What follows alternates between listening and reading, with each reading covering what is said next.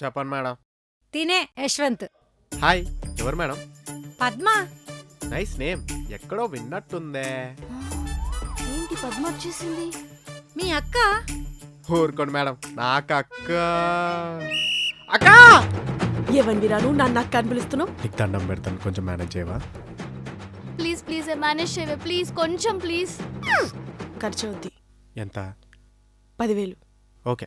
తమ్ముడే అక్క, ఎన్నాళ్ళైతుంది అక్క నేను చూసి. ఎన్నాళ్ళు అవటం ఏంటి? పొద్దుటే కదరా చూసుకుంది. అంటే మా అక్కను చూసి 4 గంటలు అవుతుంది కదా. మా అక్కను చూడకుండా నేను ఒక్క నిమిషం కూడా ఉండలేను మేడం. అవునమ్మ గారు, మా తమ్ముని చూడకుండా నేను అస్సలు ఉండలేను. అందుకే వీని పంపించినా కూడా నేను వచ్చాను. బాగానే మేనేజ్ చేసావే.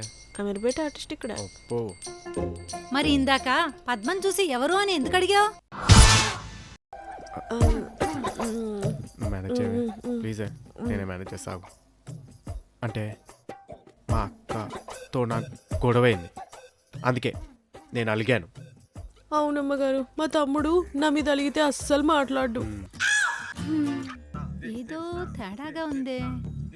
చూడటానికి వీళ్ళిద్దరు అక్క తమ్ముళ్ళ లేరు.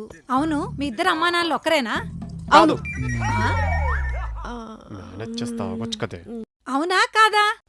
అంటే అమ్మగారు, మా తమ్ముడు కాదన్నాడు కదా, దానికి నేను అవునంటున్నాను అమ్మగారు. ఆ?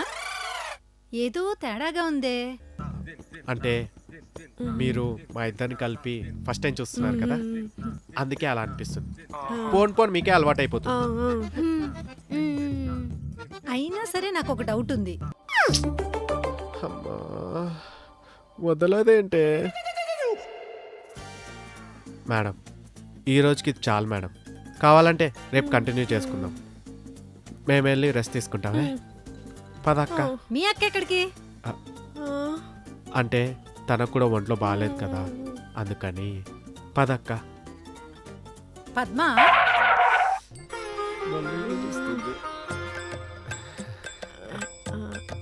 చెప్పండి మేడం. పద్మ చూడ్డానికి మీ తమ్ముడు తింగరోడ్లాగున్నా పని మాత్రం చాలా బాగా చేస్తాడు. I'm impressed. రేపటి నుంచి నువ్వు వద్దులే, మీ తమ్ముడిని పంపించు.